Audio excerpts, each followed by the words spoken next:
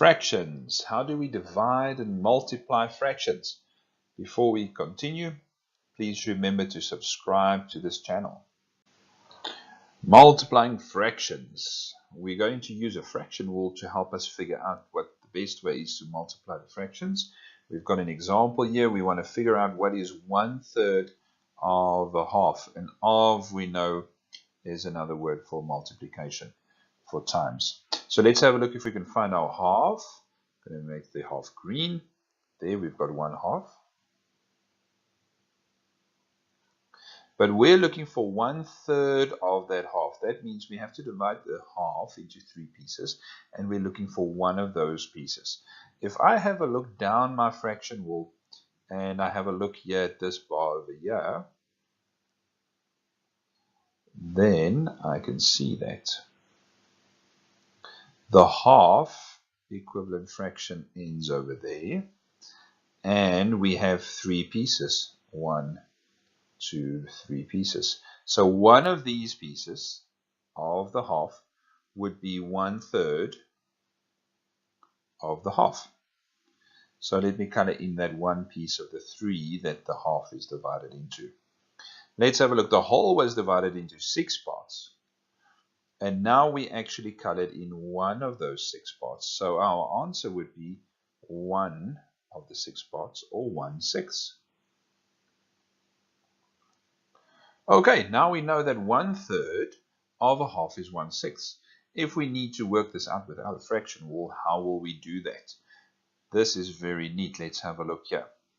If we multiply the numerators with each other, 1 times 1, we get 1. If we multiply the denominators, 3 multiplied by 2, we get 6. And there we have our answer. 1/3 multiplied by 1/2 is 1/6.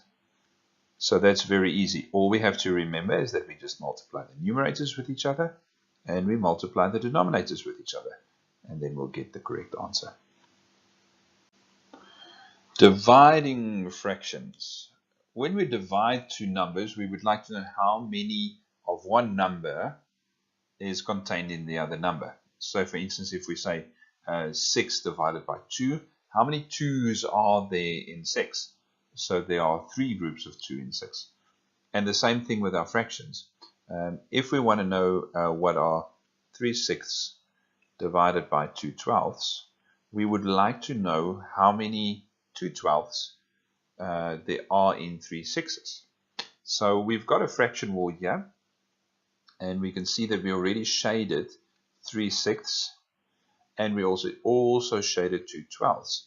And it just so happens that 2/12 is the same as 1/6.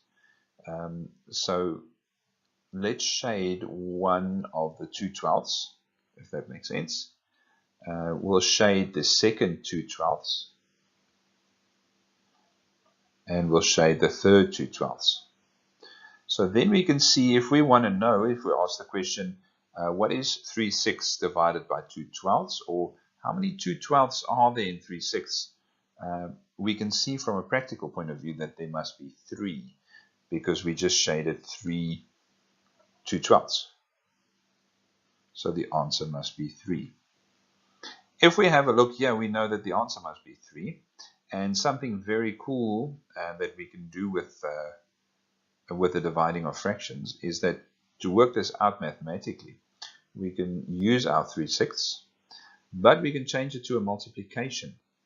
And then we have to swap the numerator and denominator of the second one.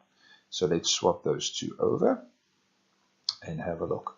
Remember to multiply the numerators with each other and the denominators with each other. So 3 times 12 is 36. And 6 times 2 is 12. And now all we have to do is simplify. I know that I can count in 12s up to 12 and into 36. So 36 divided by 12 will give me 3. 12 divided by 12 is 1. And we know that 3 over 1 means 3 whole ones. And there we have our answer, 3. So you can do this with any two fractions that you want to divide. The second fraction, turn it on its head. The numerator becomes the denominator, and the denominator becomes the numerator. And the divide turns into a multiply. And then we just do a normal multiplication of fractions, and we end up with the right answer.